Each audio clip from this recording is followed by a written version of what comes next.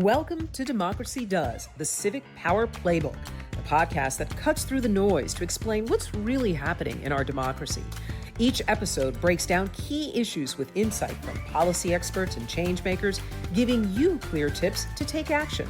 Whether you're fired up or feeling stuck, you're in the right place to get informed and get inspired, because democracy works best when we all participate. Hi, everybody, and welcome back to another episode of Democracy Does, the Civic Power Playbook.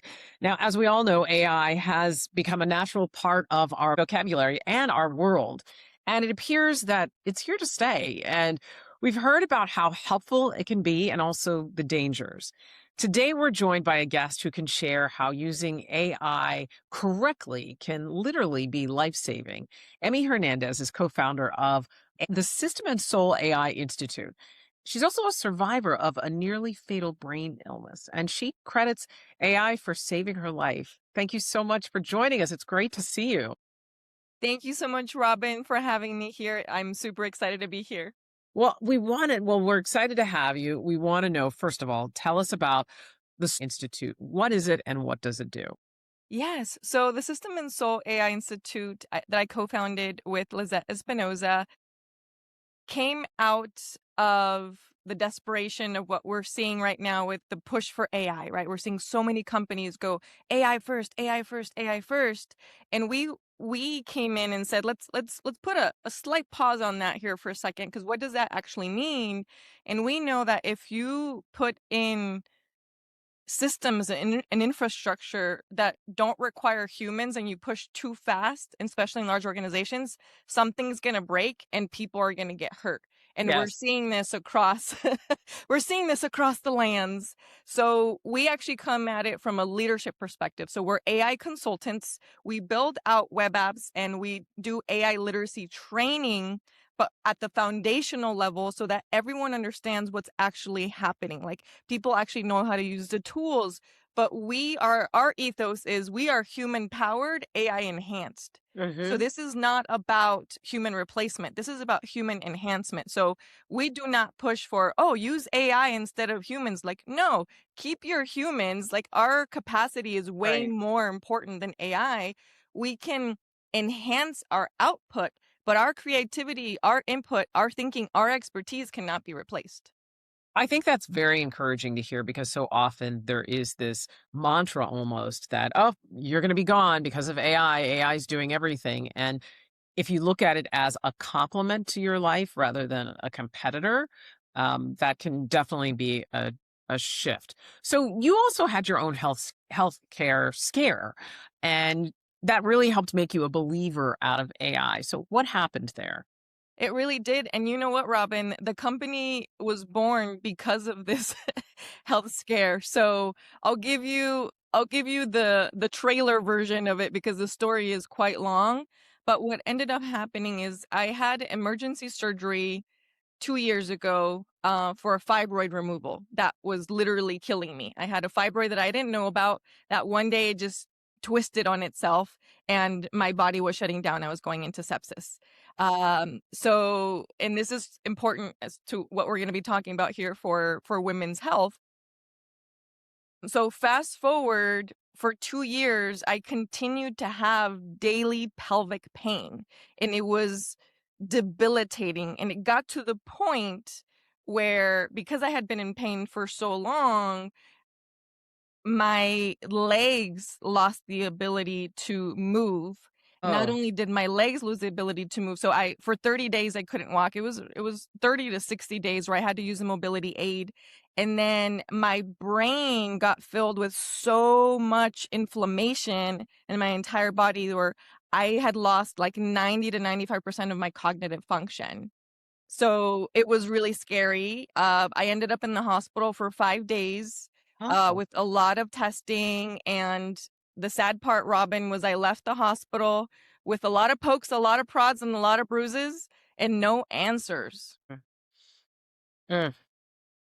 Yeah. You're shell shocked because you don't even know what next steps to take. Right. Because you think, like, well, you have a serious condition, you go to the ER. And funny enough, I ended up in the ER via ambulance because I just went to my primary care and I fainted. I had a seizure in my primary care's office. So the ambulance was called and that's how I ended up in the hospital, or else I don't think I would have gone because I have trauma from the ER Right, from previous I'm sure. visits. So what happened was, Robin, I realized that I had a lot of amazing doctors that wanted to help me and they were all doing their best. However, we are at a limited capacity for what individual humans can do.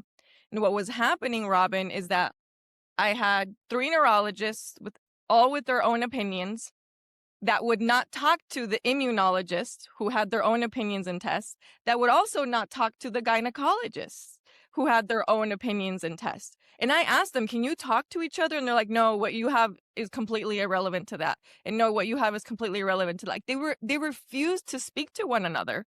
And I kept thinking, something's wrong here. It's all connected. And they didn't believe me.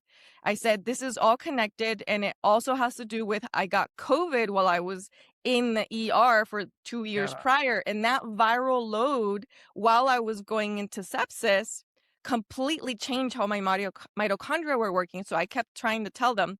So I got to the point, Robin, where I was so desperate and I couldn't advocate for myself because my cognitive function wasn't there. Yes, My yes. husband was doing his best, but this is when I realized, oh my goodness, like I am an educated woman. I graduated from an elite university and I sound like a bumbling idiot. So like, how are people supposed to help themselves when this is Yes. happening? So I left the hospital and I told my husband, I have to do something about this. I'm going to put all of the tests that I got from all the doctors into one place. And I'm going to put them into AI. I'm going to create a little mini bot. I had enough capacity to know after 15 years of working in tech and being a Silicon Yes. Valley tech executive, I said, I have one thing that I haven't tried yet. So you know what I did, Robin? I put all of the tests, all of my symptoms, everything that I could think of, whether it didn't matter which specialist I had talked to, I put it into one central place. And thanks to that, I made Dr. Clara, and Dr. Clara was able to get me diagnoses and the right meds that are keeping me alive and thriving today. Wow. So I have to tell you though, Emmy, there are going to be people who are going to listen to this and they are going to say it drives physicians crazy to think, oh, people think if they just reach for AI or WebMD or whatever, medical advice may be online, that is not a substitute for your doctor. What would you say to that? Say they're correct. The AI is definitely not a substitute for your doctor. In fact, please do not use only AI, right? So I do not recommend only AI. This is about kind of like how we started in the beginning. This is about the human profession plus AI. So I believe that this is a collaborative effort, right? So everything that I learned from AI, I would then check with my actual doctors. But the key here was, Robin, that I had now done the right research to bring the right questions to the Hmm. specialist. Because in the specialist office, you have 15 minutes, 20 minutes max for an appointment. That's right. So I couldn't retell them 2 years of history and symptoms because we were done with the appointment by the time I was done sharing with them. So what I Yes. realized was I could spend hours researching on AI. And here was the key. I'm going to give everyone a key phrase that will have your doctor perk up and actually listen. So I would spend hours a night before an appointment figuring out what I wanted to talk to the doctor about and figuring out the symptoms and figuring out what I wanted. It was either a specific test that I wanted done or specific meds that I wanted prescribed based on my research. So I would come in with one simple sentence, and my doctors always listened to me when I said this. Hey, doctor, I did some research and I would like your opinion on, and this is where you fill in the blank, the specific medicine or a specific test. That's it. They don't need to know where you got the research from. What you definitely don't want to do is smack Yeah. AI and your Yeah. phone in your doctor's face. ChatGPT said that's Yeah. disrespectful. It is And disrespectful. it's not helpful, Right. right? Because it's a Right. collaborative effort. They're still an expert in their space. But you know how another element where AI helped me, Robin, was I was having a whole bunch of symptoms and a lot of different things. And I would ask ChatGPT, okay, which specialist should I be going to for these symptoms? Because I'm not I'm not in the medical profession. I Yeah. didn't know that in order to figure out something called MCAS that I have, I had to go to an expert allergist slash immunologist that specializes in that. So AI helped me find the doctors in my area that specialize in that, because there are only a few in the world and less in the US, and it's a subset of those that specialize in it. So finding the right specialist was key, and I needed AI for that. I see. I see. Okay. But again, it goes back to what you're saying, the collaborative approach. Now, what do you think about people who say that, it still can be very, very dangerous? Now, I know this is not along the same lines of what you're talking about. You are a sophisticated tech executive who advocated for your health. But for some people, they would bristle hearing about this when we talk about, for example, really tragic stories of kids who have used AI when they're facing depression, and AI is goading them to make some very difficult choices of self-harm. What do you say to that? I think those are valid concerns, Robin, and that is scary to me, to think that AI is, I want to say unintentionally, right? I want to Yes. give I want to give the Yes. companies the benefit of the doubt on this, and I think that's where we need some help in the proper training of the data. Yes. And this is why I'm really excited to see that a lot of these large companies who are training the large language models are working with anthropologists, they're working with doctors, or working with moral experts, or working with ethicists, right? Because it's going to take a lot more than the tech experts. So if we only have, the model being fed information from software engineers, then we're in trouble. Yes. Right? That's So right. it's adding all these extra elements. And I think working with very likely a committee of Yes. actual trained therapists that are going to be feeding the model for us to be able to move in the direction that is going to be safe for our children and our teens moving forward, because these things were happening before AI. Yes. But that's not something where we can say, oh, there's just, those things are just going to happen. No, I don't. I think we can hold ourselves a little bit more accountable That's right. to that. Like, we're those of us who are adults, like, I want us to be able to take control of those reins. That if we're feeding the model, we're responsible for how that is now regurgitating that information. That's absolutely right. And I'm glad you said that because yes, I have heard people say, "Oh, it's already out of the gate. It's too late." But there are people again who are refining the AI model and what's being put out there. There are engineers, software engineers who are working on this. So there is a responsibility that you have if you're in that space. I also want to ask you about the Reproductive Leave Act because that was something that we had mentioned a little bit earlier, and how that coincides with the work that you are doing in terms of policy and how AI can inform policy as well. Can you speak to that?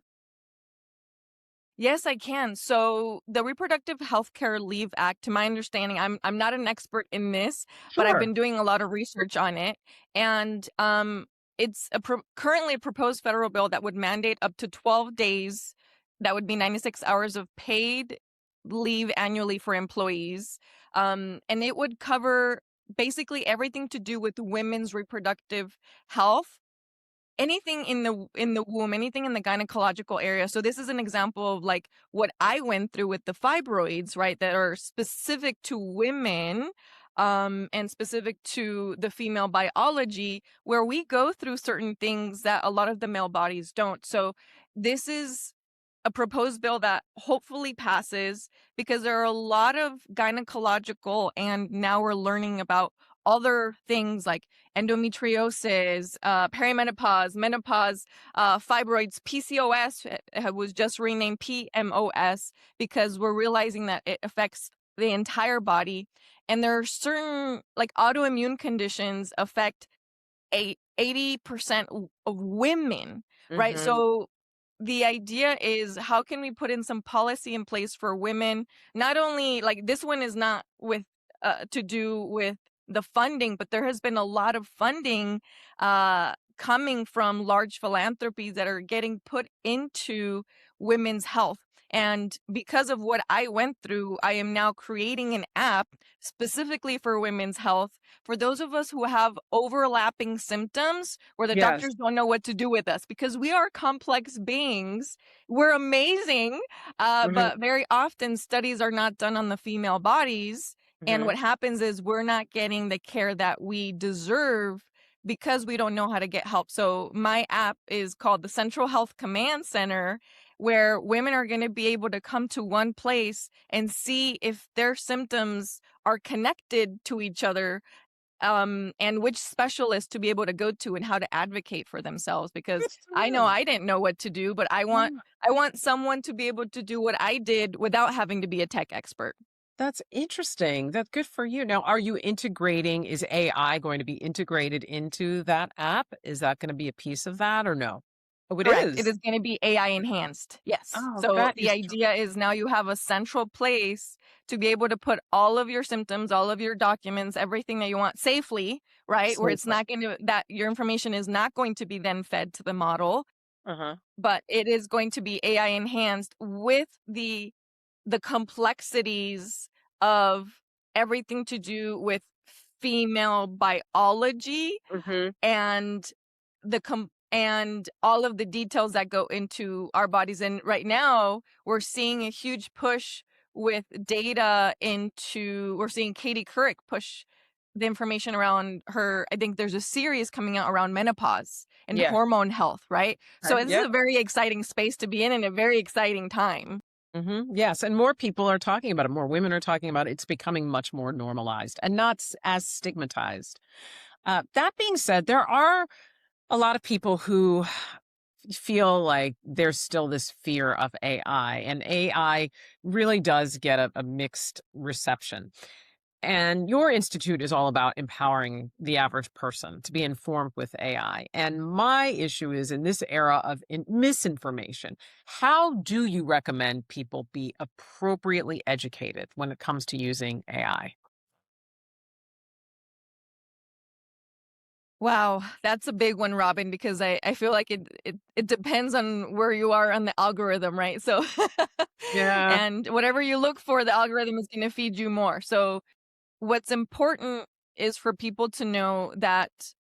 So here's where I lie on the spectrum is I am cautiously optimistic, right? So even though Yes. I train AI, I'm constantly looking for, as soon as I open up a new AI tool, what are the security settings that I can go in there to change my data controls so that my information is not feeding the model? Okay, as an Yes. example, I can use the model, but my information is not feeding the model. So I want everyone listening. Well, first, they should listen to your show, is an important thing. Thank you. Come here for facts, right? Yes. So, and I want you to know that all of all of your concerns are valid, but I want to frame them as concerns and not fears, because fears are not gonna help us because we can't do anything about the fears.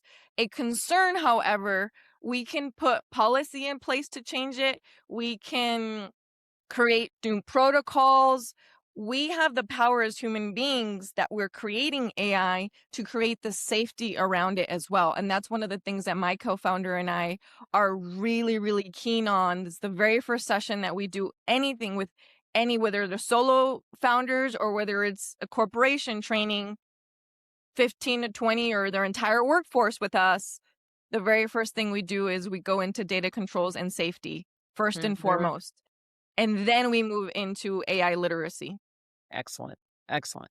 Okay. So, one of the things I love to ask my guest when I have an expert on, I always like to know what are three top tips that you would recommend to have someone be more empowered when they are using AI for whatever it may be, whether it's information for their health. For example, I love the sentence you gave when you said you go to your doctor and you say, I want your opinion on blank, either medication or symptom.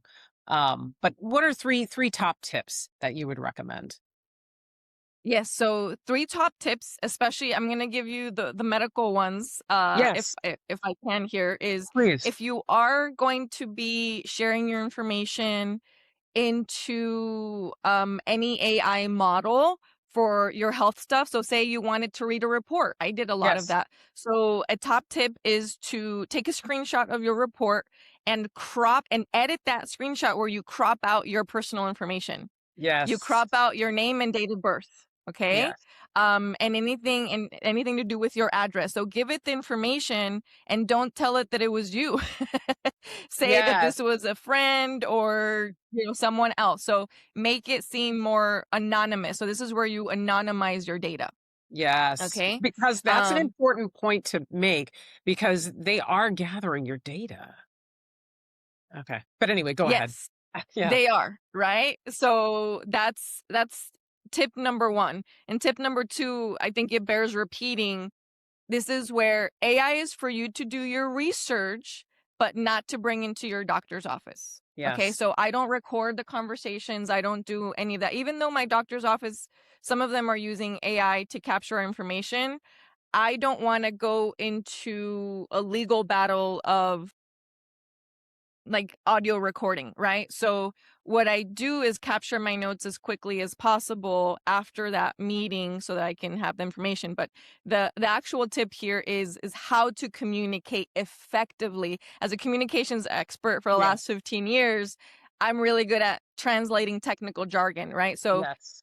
we need to translate medical jargon so that the doctors can understand us. Because if you come in and you're not a healthcare professional and you're telling them all of these medical terms that you're not technically supposed to know, they're going to be a little suspicious of like, where are you getting this information, right? So That's right. ChatGPT and all the AI models will give you a whole paragraph of what to bring in with your doctor. Don't do that. I recommend do not do that. Use Wow. my one sentence. Okay, so AI is for research. Do it Yes. before your doctor's appointment. Have your direct ask ready. And here's how you're going to ask it. Hello, doctor. I did some research and I would like your opinion on. And then this is where you have your very short sentence on you're either asking for a specific test, a specific prescription that you would like to test out and you want to see their opinion because maybe it's contraindicated for something else that you're taking, or giving them a few of your symptoms that you want to know if they're connected, if they want to refer you to a different specialist. Okay. Yes. It has Okay. to be that simple and that quick in order for there to be action from any appointment, because the worst thing you can Yes. do is to come out of an appointment and then nothing happened. Yes. Yes. So, and have that level of specificity and simplicity. Be very Yes. clear with the ask. And Yes. then what is the third tip that you would Your recommend? third one is going to be a little bit more technical, and this is for everyone, specifically inside ChatGPT for safety controls. Here we're going to go. You're going to go, if you open up ChatGPT on your lower left-hand corner, you're going to see a little bubble with your picture or your name on it. Mine says Emmy Hernandez. You're going to go into settings, and then you're going to go into data controls. By default, there's a little line that says improve model for everyone. That one always says on. Anytime you open an account, it says on. I want you to click on the line that says improve model for everyone. Click on that. And there's a little blue bubble you're going to hit and you're going to turn that off. Okay. So this protects you. Yes. So this means that the LLM, the learned language model, ChatGPT, is not allowed to use your data to train the model. You can use their data, but they can't take yours. That is outstanding. I did not know that that is how you protect your data as much as you can when you're using ChatGPT. Thank you for that tip. That You're is, welcome. My pleasure. yeah, really tangible. Emmy Hernandez, this has been terrific. Thank you again. You are co-founder of the System and Soul AI Institute. Where can people find you, learn more about you, your work, the Institute? Where can people go? Yes, they can go to startmyaijourney.com. Perfect. That's wonderful. Thank you so much. It's been an absolute delight to talk to you. Thank you so much, Robin. It's been a pleasure. And now it's time to recap Emmy's top 3 power plays.